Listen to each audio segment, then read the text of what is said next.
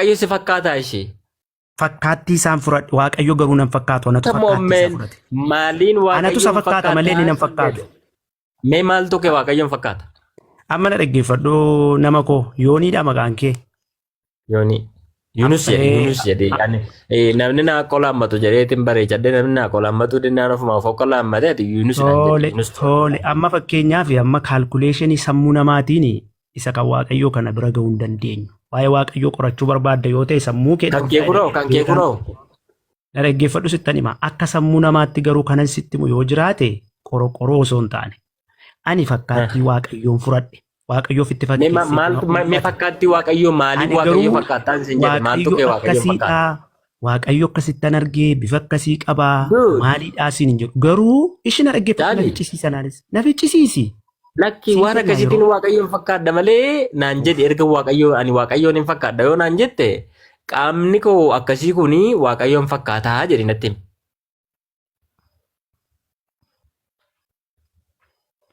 Na dhaggeeffachaa hin jirtu waan ta'eef yooni. Nama biraatti dabarsuu yoo nama biraatti kennu. Nama biraatti na dabarsi. Nama na dhaggeeffatu yoo jiraate. Dhaggeeffatee nama naa wajjin. Dabalaadnaan yookaan abbaan caalii yoo jiraatan dubbadha. Biroo afaan Oromoo dandeessaa? Danda'ai. Salaamu alaikum. Dubbisime. Waalaikum assalaam wa rahmatullahi wa barakatuh. Dubbisin. Caalii. Waaqayyo fakkaata. Maaliin waaqayyo fakkaata? Maal keetti waaqayyo fakkaata? Fakkaattii waaqayyootiin an uumame. Fakkaattii waaqayyootiin waaqayyo fakkaattii isaatiitti na uummate. Bifaani. Akka bifaaf fakkaattii isaatiitti na uummate sagalee isaatu dubbata waan ta'eef. Ishee ani immoo matsaafaan si dubbisa ishee. Horii Zatsa'aat. Egaa horii Zatsa'aat boqonnaa 8 lakkoofsa 10 irratti Fara'oon akkana jedhee Museedhaan. Waaqayyo keenya namni fakkaatu akka hin jirre beekii jedheen. Seera ba'uu boqonnaa irratti. Boqonnaa 8 lakkoofsa 10. Aishi. Waaqayyo keenya namni isa fakkaatu akka hin jirre beekii jedheetti ajajetti dabarse. አምላካችንን እግዚአብሔርን የሚመስል እንደሌለ ታውቅ ዘንድ ጀዴ አከንመት ሌ ዋቀዮን ኦፍ መሳቲን መታ አፋን መሳቲን ትንቢተ ኢሳያስ በቆና ኩለጃ አፍተሚጃ ለኮምሳ ሸነረቲ አኔኞችን ፈካዳ ኤኞችንስ ወለቅጤስቱ ኤኞችንስ ወለፈከይስቱ ጀደ ኤኞችን ወለፈከይስቱ አኔኞቱ ኤኞሌ ፈካቹ እንደንደውስን ጀቻል Ilama na dhaggeeffadhu maala sitti mabeessaa amma fakkeenya tokko sittan hima yoo sii gale amma fakkeenyaaf maraatuun caalii nama maraatuu ta'e diraamaa hojjeta maraatuu ta'e gin maraatuu miti ishi maraatuun caalii ta'e diraamaan hojjeta. Rabbi si ama rabbi sitti fide waan akkasii fakkeenyuma akkasiin fudhatin. Qooykaa siin ibsa maal diraamaan siin jechaara warra taatota hojjetan beekta miti maal taatota taatee Nam fixa fakkeenyaaf maraatuu ta'ee yoo diraamaa hojjedhe ani maraatuu miti. Maraatuun sun deebi'ana ta'uu hin danda'u. Gin maraatuu ta'ee diraamaa hojjechuu hin danda'a garuu. Gin maraatuu miti. Kana keessatti maaliif fakkeenya si fudhadha beektaa? Ani waaqayyo ofitti fakkeessee na uummate. Ani waaqan fakkaadhachuu miti. Waaqayyotu ofiisaati ofitti fakkeessee na uummate jechuun ani waaqan fakkaadha yookaan waaqaa miti. Yookaan aangoo waaqummaan qabas miti. Gin isa ofitti fakkeessee na uummate. Kana jechuun ofiisaatii gadi godhee xiqqoodhuma ofiisaatii gadi godheeti kan inni na uume. Kana gaafan siin jedhu waaqayyo fakkeenyaa fi harka qabaa ija qaba jenneerra macaafuma keenyatu dubbata isa kana. Ija kana naa kenneera. Iji waaqayyo iddoo hundumaatti arga. Hankoo garuu mana keessa duwwaatti arga. Kana jechuun fakkeenya isaan qaban garuu waaqan fakkaadha akkan siin hin jenneefi iji waaqayyo iddoo hundumaatti arga arguu hin danda'an. Garuu akkan isa fakkaadhuuf immoo janaa kenneera. Ijanti maal ta'u? Waaqayyo miira aarii qaba. Inaara waaqayyo. Garuu akka waaqayyootti anaara siin jechuu hin danda'u. Aariin kan kufu waaqayyo tokko. Si ibeeraam. Kanaaf iyyuu waaqa fakkaadhaa siin jettiin gin fakkeenya isaarraa fudhadheera. Fakkeenyummaa isaarraa fudhadhe malee. Meenaaf dubbisi matsaafa kan ergu takka. Maal? Zatsa'aat boqonnaa 8 lakkoofsa 10. Isha tumti dubbisi rakkoon qabu. Maalidha? Baay'iliin ana bira hin jiru waatti naaf bani. Dubbisi. Zachaata boqonnaa 8 ishee lakkoofsa meeqa? Lakkoofsa 10. Lakkoofsa 10. Inni immoo deebisee seera ba'uudhuma miti Zachaatiin kun. Seera ba'uudha. Inni immoo deebisee bor jedhee Museenis kan akka Waaqayyo gooftaa keenyaa tokkollee akka hin jirre ati akka beektuuf akkuma ati jetteetti haa ta'u jedha. Dhuguma immoo kan akka Waaqayyo hin jiru. Kana hundumatu ragaa ba'a. Afaan Oromoo kun maal balleessitti fakkaatu? Lamma beektaa? Hiikaan afaan Oromoo kun kan fakkaatu jedha kan afaan Amaaraa. Kan fakkaatu. Kan fakkaatu yoomiyyuu hin jiru. Waaqayyo fakkaatu. Isaan fakkaadha jechaa hartaa barkunnoo. Isarraan qooddadheen siin jedhe malee isaan fakkaadhe siin jenne. Akka ofii isaatiitti na uummate akka fakkaatti bifa isaatiitti uummatedha wangeelli. Kana jechuun immoo guutummaatti waaqa fakkaanna miti. Akka isaatti si uume jechuun isa fakkaatti jechuudha miti. Fakkeenya diraamaa tokko sii kaaseera man. Warra taatota fakkeenya fudhadhume.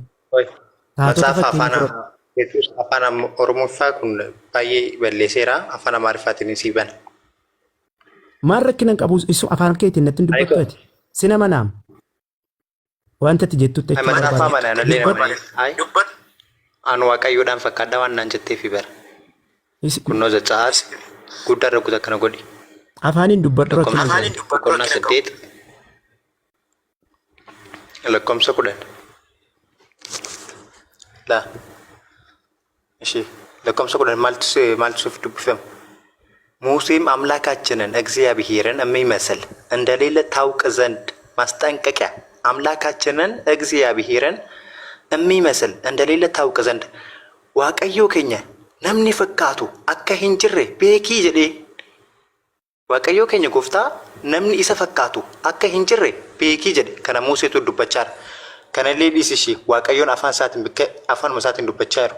Tinbiita Isaayyaas haa dubbifnu. Amma maa dubbista kana osoo mormaan jiru? Amma maa kanatti waaqayyoon na fakkaatu waan naan jettee bara. Kanatti yeroon fixe kanas hin jechaa jiru kana miti. Si mormaan jiru kaatuun si mormee dubbista. Si mormaan waaqayyo fakkaata ari'ati. Si mormaan jiru. Waaqayyo fakkaata. An kanas hin jechaa jiru. Waaqayyo hin fakkaata. Fakkaatti waaqayyoon fudhadhe. Kana jechuun immoo guutummaatti waaqa fakkaadha miti. Kana boris ittanii. Eshi. Mee kanallee lakkoofsa 5 itti deebisee dubbisme. Beneessa. Annarra faantes waan tokko keessa ooltu. Kanaatu deebisiif kan asirratti bara. Maal goota sagalichatti amaneeran sin jechaa jira. Dubbatte ani immoo amanis mormaan jiru maa dubbista? Waaqayyoon fakkaattu jechuun walaa gallu. Dhiisi bira darbi. Ofumaa dubbista. Walaa gallu waaqayyoon fakkaattu ati amma. Baqqaa wangeelicha dubbise anis beekamaa dubbista. Si mormaan jiru tun si mormee dhattee naa dubbistaa ragaanaa fidisiin jennee man.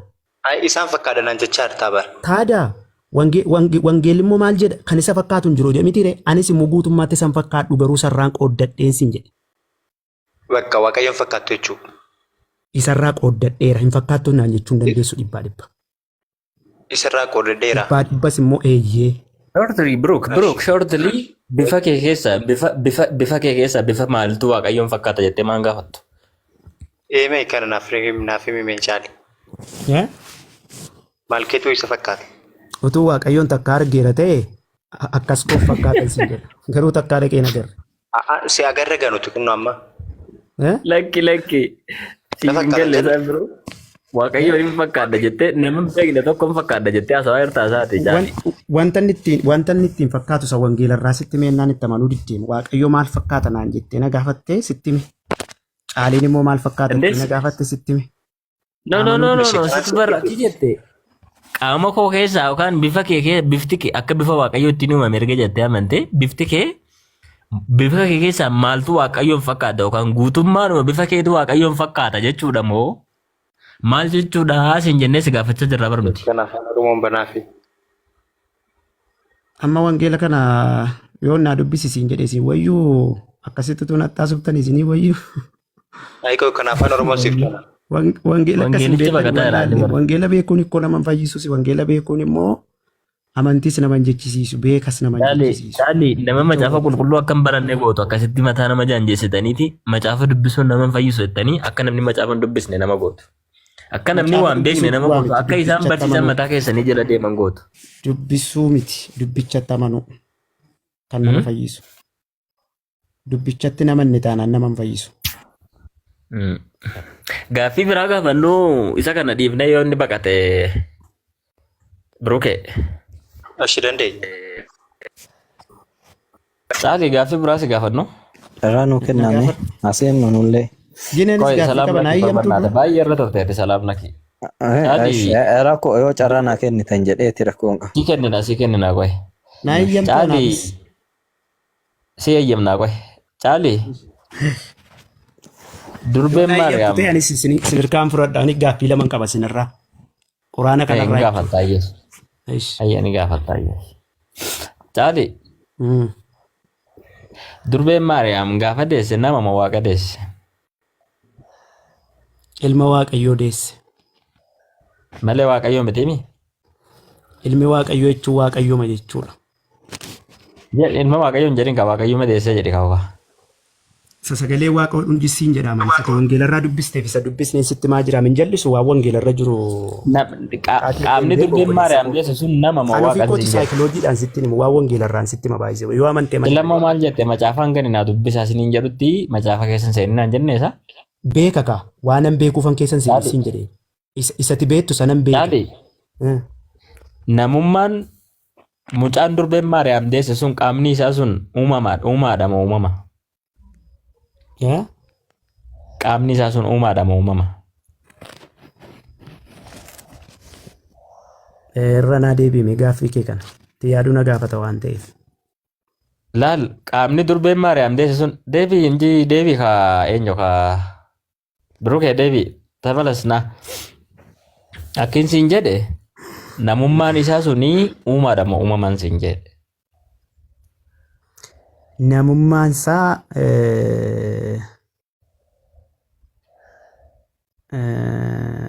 uumaadhas uumamaadhas. What? Uumaadhas uumamaadhas? Ayyee.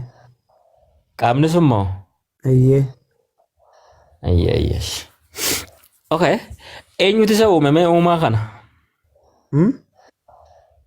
Eenyutu isa uume?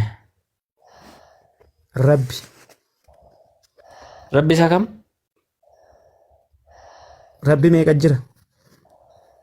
Maal beekares Rabbi naan jechaa jirtaami innu Rabbi naan jechaa jirtaami. Rabbi meeqa jira? Suma kan keessanii sana suma quraana suuraa sadii irratti dubbatu sana. Uumamaan kun uumaadha naan jetteemi atam? Uumamaan kun uumaadha illee naan jetteemi? So eenyutu isa uumeen siin jedhe? Uumaadha siin jedhe. Akkoo uumamaadhas naan jetteemi? Ilaa wanta akkasii gaaffii akkasii kana. Uumama isaa sana eenyutu uumeen jedhe? Qo'ee na dhaggeeffadhu. Amma fakkeenyaaf gaaffii gaafattu kana by the way itti qophaa'ee yoo dhufe siif gaariidha. Sababni isaa akkati kana na gaafattu waan bira darbii itti qophaa'ee dhufa yoo jettellee rakkoo hin qabu. Qooyigaa waan tokko sitti hima gaaffii kee kanas si deebisuu dadhabeef osoo. Mee as biratti naa kenname carraa. Qooyi. Ifama. Qooyigaa nan deemaan yeroo xinnoon qaba waan hin ta'eef obboleessa koo. Na dhagaa jirtaa? Si dhaggeeffasumaan eegaa jira wallaahi. Eesh naa jiraadha. Yesus Kiristoos inuma aangoo uumuu qabaa. In dhalate immoo sagalee Waaqaa. Ani bar lakkisiin hin jenne bar uumamaadhas naan jetteemi isa? Wangeelarra waan hin jirre siin deebisu gaa. Wangeelarraa kan hin jiru. Amma waan dura waan jette san dogongora deebifte uumamaadhas kan jette san. Sitti maan jiraam waan ani irratti hin qophoofne tokko tarii akkas ta'innaa laata dheesii deebisuu nan danda'a. Waan wangeelarra jiru garuu ta'innaadhaan siin deebisu. Wangeelarra kan jiru. Ta'innaadha moo uumamaadha siin jennaan uumamaadhas naan hin jenneeti. Quraana keessan irraa kanan arge uumaa ta'uusaan arge. Quraana keessan. Itti deemna quraana irraa waan argite san waliin laallaa isa sana amma laallaa. Akkasiin jedhe caalee kiyyaa. Uumaadha moo uumamaadha siin jennaan uumamaadhas naan jette. Isa dhuguma jedheera hin jenne siin jechaan jiru.